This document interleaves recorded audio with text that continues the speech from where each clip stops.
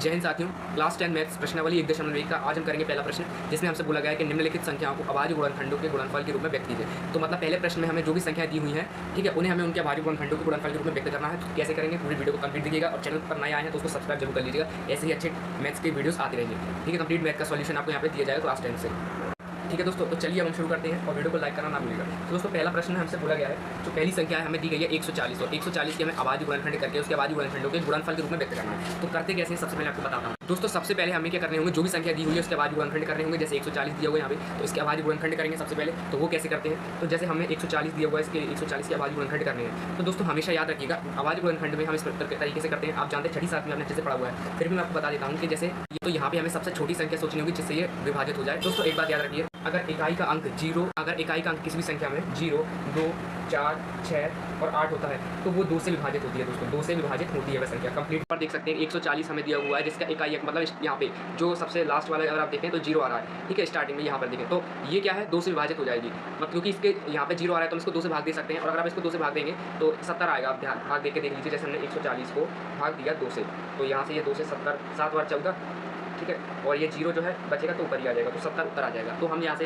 इसको लिखते हैं, तो 2 से हमने इसको भाग दिया तो उत्तर आएगा 70। ठीक है दोस्तों, इस प्रकार से करते हैं। अब देखिए 70 में भी इकाई अंक 0 आ रहा है और मैंने आपको बताया कि अगर इकाई का अंक 0, 2, 4, 6, 8 में से कुछ भी है तो वो 2 से विभाजित हो जाती है वो संख्या। तो दोस्तों ये भी 2 से विभाजित होगी। तो अगर आप इसको 2 से जब डिवाइड देंगे तो 2 से 35 बार ये कट जाएगा। इसको भाग देकर अगर आप देखें 2 से 70 में भाग देंगे तो 35 आ जाएगा। अब 35 में दोस्तों ध्यान रखिए, यहाँ पर एक बात, यहाँ पे इकाई का अंक 5 है, तो अगर कभी भी इकाई का अंक 0 और 5 है अगर इकाई का अंक, तो वो 5 से विभाजित हो जाएगी वो संख्या। तो आप देख सकते हैं कि 35 दिया हुआ तो 5 से इसको अगर हम विभाजित करेंगे तो 5 से 7 बार ही कट जाएगा। आप जानते हैं 5 से 7 बार 35 आता है, 5 7 35। अब 7 केवल 7 की पाड़े में आएगा तो 7 से 7 एक बार कट जाएगा। तो इस प्रकार हमने इसके अभाज्य गुणनखंड किए। अब ये बोला है अभाज्य गुणनखंडों के गुणनफल। अभाज्य गुणनखंड करने के बाद हमें इनके गुणनफल के रूप में इसको व्यक्त करना है। तो सबसे पहले हमारी जो संख्या वो है 140। ठीक है दोस्तों, 140 में हम बराबर का चिन्ह लगाएंगे और इसके अभाज्य गुणनखंड लिखेंगे। तो यहाँ 2 गुणा में 2 गुणा में 5 गुणा में 7। ठीक है दोस्तों, अब देखिए यहाँ पर 2 की घात 1 और यहाँ भी 2 की घात 1। अगर बेस समान है मतलब आधार समान है, गुणा में घातें जुड़ जाती हैं, तो ये बात इसको लिख सकते हैं 2 की घात 2 और गुणा में 5 की घात 1 और गुणा में 7 की घात 1। तो ये जो है ना, इसके अभाज्य गुणनखंड के गुणनफल के रूप में हमने इसको व्यक्त किया है। इस प्रकार से 140 के अभाज्य गुणनखंडों के गुणनफल इस प्रकार है। अगला देखते हैं, अगले में है 156 को बराबर का चिन्ह के लिख लेंगे इस प्रकार से। अब इसके अभाज्य गुणनखंड हमने नहीं किए, अब हम इसके अभाज्य गुणनखंड करेंगे। अब आपको एक बात बताया था मैंने कि अगर इकाई का अंक 0, 2, 4, 6, 8 में से है तो वो संख्या 2 से विभाजित हो जाती है। जैसे आप देख सकते हैं यहाँ पर 156 में 6 आ रहा है, यहाँ पे इकाई का अंक, और ये 6 यहाँ भी है, तो मतलब यहाँ 2 से विभाजित हो सकती है ये संख्या। तो जब आप इसको 2 से भाग देंगे तो उत्तर आपका आएगा 2 से भाग देने पर 156 को 78। जी हाँ दोस्तों, आप भाग देकर देख सकते हैं, इसको उत्तर आएगा 78। अब देखिए यहाँ पे आगे पीछे आ रहा है, ये आ रहा है 78, सॉरी ये भी 2 से भाग जाएगा कि 0, 2, 4, 6, 8 होगा तो 2 से भाग जाएगा, फिर 2 से भाग जाएगा 39 बार।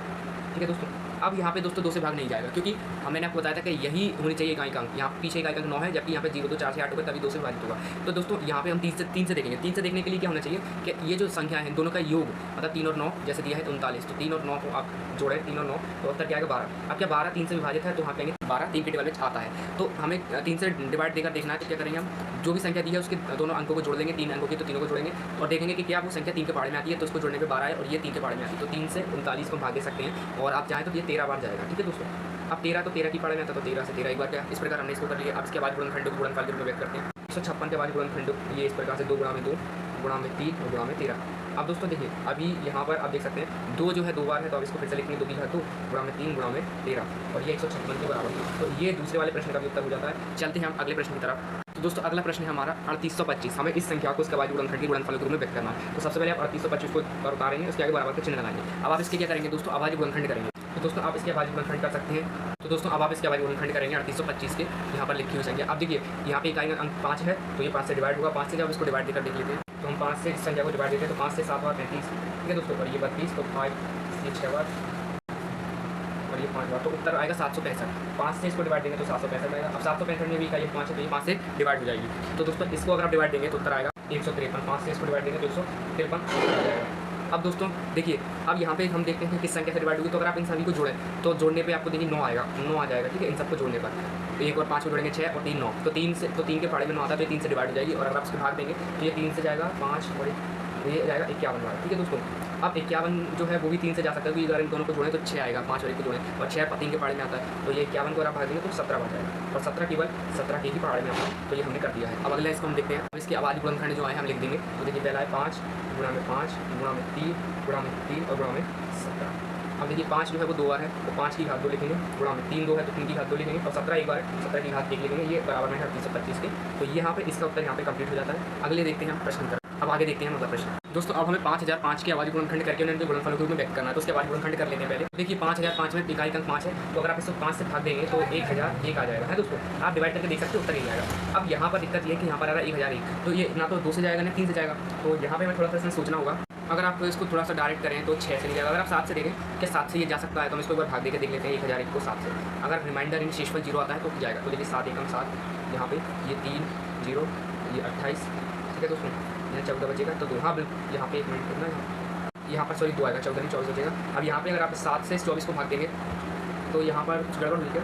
हाँ ये गड़बड़ हुई। देखिए यहाँ पे 1 होगा, 4 ना हो गया 1 होगा। अब 7 से 21 में भाग देंगे तो 3 बार जाएगा, और भाग जो शेषफल है रिमाइंडर 0 आ जाएगा। तो 7 से इसमें भाग देंगे तो 143 बार जाएगा 7 से। अब देखिए 143 में भी अगर आप थोड़ा सा दिमाग लगाएं तो ये 11 से जा सकता है, वो भी 13 बार, ठीक है। और 13 जो है वो 13 से 1 बार जाएगा। हमने थोड़ा सा डायरेक्ट कर दिया है, अगर आप करेंगे तो हो जाएगा आप, ठीक है। हमने यहाँ पे डायरेक्ट कर दिया है। अब यहाँ पे देखिए इसके बाद गुणनखंड लिख लेते हैं 5 गुणा में 7 गुणा में 11 गुणा में 13। अब कोई ना कोई 2 बार आया है ना 3 बार, रिपीट नहीं है, तो हम डायरेक्ट लिखकर उसका उत्तर या आंसर लिख देंगे, यहाँ पे छोड़ देंगे। अब अगला देखते हैं आखिरी वाला। दोस्तों आखिरी प्रश्न हमारे पास ये वाला 7429 ये संख्या है, इसको हमें इसके बाद गुणनखंड करके गुणनफल के रूप में लिखना है। तो इसके बाद गुणनखंड कर लेते हैं हम पहले। देखिए क्या ये 2 से जा सकता है? तो नहीं, क्योंकि इकाई का अंक 9 है, ठीक है। 3 से जाने के लिए सबको जोड़ के देख लेते हैं। तो देखिए 11 13 और 22, तो 22 तो आता ही देखिए पढ़े में, 4 5 6 7 8 9 तो नहीं जाएगा। अगर थोड़ा सा डायरेक्ट करें तो शायद ये 17 से जा सकता है। जी हाँ, अगर आप इसको 17 से काटेंगे तो ये जाएगा कुछ 437 बार, 437 बार। इसको आप भाग देकर देख लीजिए, आप देख लीजिए 74 29 को 17 से भागेंगे तो 4 बार तो 68 जाएगा, ठीक है।